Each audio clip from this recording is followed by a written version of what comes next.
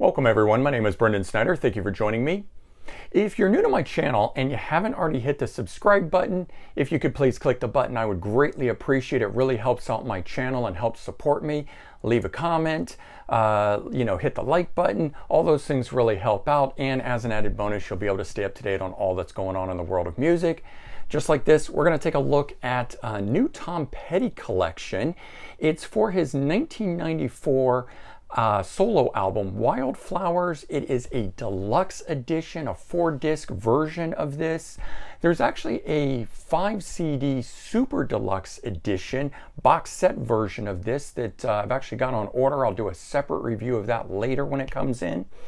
But kicking things off, Tom Petty actually started his recording career in 1976, and during his career he recorded 20 studio albums. These are spread across 3 different bands and as a solo artist. So as the Heartbreakers, which formed in 1976, he released 13 studio albums with them. As a solo artist, 3 studio albums, and then Mudcrutch, which was actually formed in 1970. It's a pre-Heartbreakers band. They later reformed in 2007 and released 2 studio albums. And then you've got the Traveling Wilburys, which is a super group that had formed in 1988 in order to record a bonus track for a George Harrison solo album, and the song was so good that the label was like, oh, you guys just have to form as a band and make a whole album.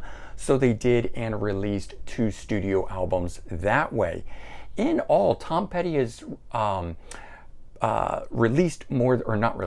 sold more than 80 million albums worldwide, which is just an amazing feat. He was inducted into the Rock and Roll Hall of Fame in 2002. However, he died of an accidental drug overdose in 2017. This was only 1 week after completing his 40th anniversary tour at the time. But regarding the album Wildflowers, this one here, despite having all of the members of the Heartbreakers play on it, with the exception of Stan Lynch, who was his drummer at the time, who opted not to participate in it, the drums on it were handled by Steve Ferrone, who would actually join the band a year later. So in fact, it does have all Heartbreakers members on it. The album itself was originally released as a Tom Petty solo album. So the thing behind this, though, was that he wanted more freedom on it, and so he used the Heartbreakers as session members on this so that he could direct them, as opposed to it being more of the band effort with everyone putting their 2 cents in. And the album was released as his follow-up to his first solo album, which came out in 1989 and was Full Moon Fever, this one here, and came out 5 years later in 1994. And so this album here being a solo album, and it had 4 singles released from it, including the number 13 Billboard Hot 100 single, You Don't Know How It Feels, and the album itself ultimately would be certified 3 times platinum. Now, originally the album was intended to be a double album, but the label itself rejected it and trimmed it down to 15 tracks that we know it as today. The 10 tracks that were eliminated from it appear now as part of this package here called All the Rest, and 5 of those tracks have never been released. 4 of them appear in different recording versions and later turned up on the album She's the One. Those tracks are California, Hope You Never, Climb That Hill, and Hung Up and Overdue. But let's take a look at and talk about this package that's here, the whole thing called Wildflowers and All the Rest. It's broken down into 4 discs, 54 tracks, 7 of which have never been released. Disc 1, Wildflowers, which is the original 1994 album. It's got the original 15 tracks, of which those have been remastered. Disc 2 in here is called All the Rest, and those are the 10 remaining tracks from the original double album. And then disc 3, which is called Home Recordings. And these are really interesting. They're an intimate sort of alternate take on the album itself, and it mixes tracks from both Wildflowers and All the Rest together, so you get a different feeling for these, hearing the tracks side by side, sort of a different alternate album of Wildflowers had these sort of tracks been chosen as opposed to the ones that made the album. And then disc 4, which is Wildflowers Live. These are really great inspired performances that don't always follow the blueprint, and that is a good thing. They add much more excitement and interest to each of these recordings, in my opinion. And the live recordings themselves are gathered throughout his career, spanning from 1995 all the way up until his last tour in 2017. And they're mixed seamlessly together with the crowd or the audience sound throughout, so it feels like one continuous concert, and it just sounds exquisite. If you know anything about his previous live anthology box, the one that's behind me there, it's done the same way, mixed that way, and it just makes all the difference in the world hearing it that way. Some songs that are of note on this collection here, Something Could Have Happened, which is from All the Rest. That's an unreleased track. Leave Virginia Alone, also from All the Rest. That's an unreleased track. That was actually given to Rod Stewart and appeared on his album Spanner in the Works. Then we've got Climb That Hill Blues and Confusion Wheel, both of those from All the Rest, and they're unreleased. Harry Green, which is also from All the Rest, and it's an unreleased track. And this one here is a really beautiful, intimate song about one of his childhood friends growing up.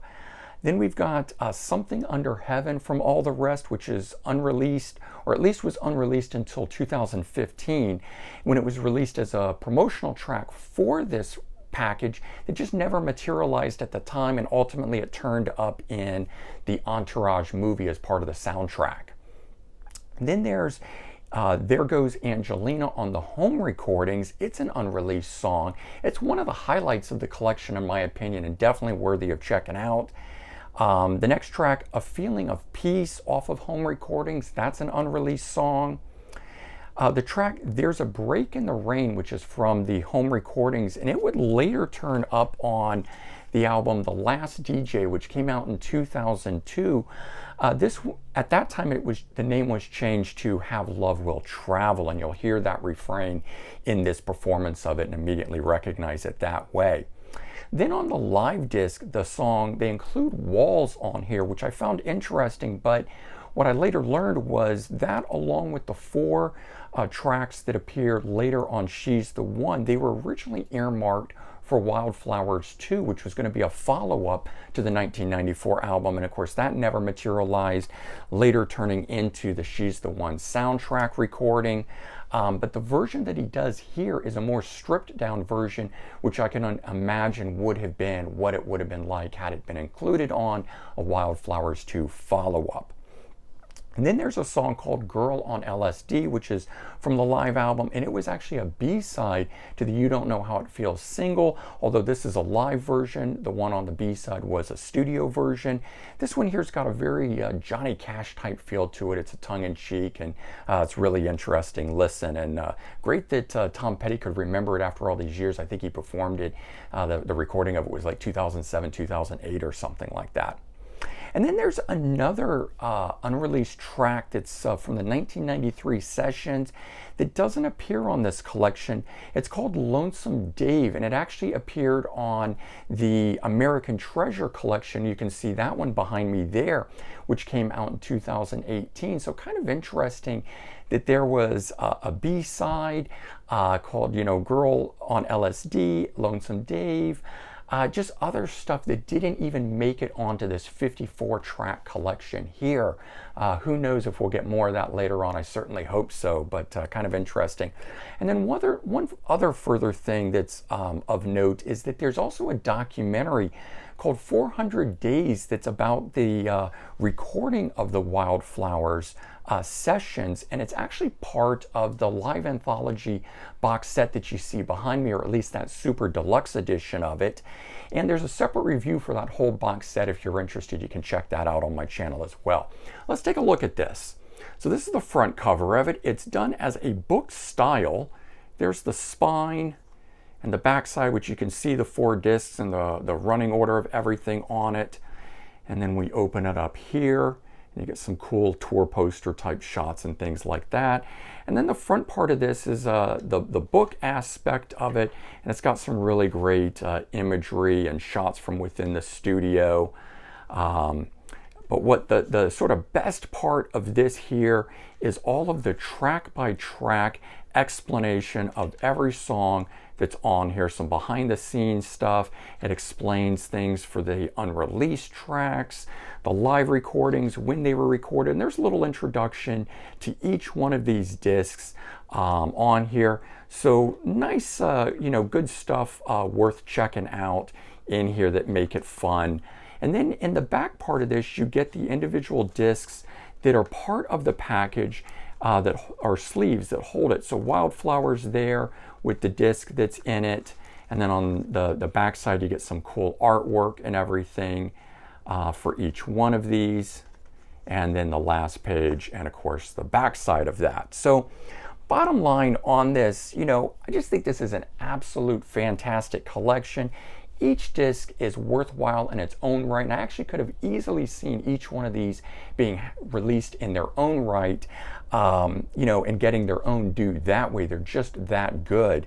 And there's are so many unique and alternate takes on things that I think makes this essential for Tom Petty fans as a whole.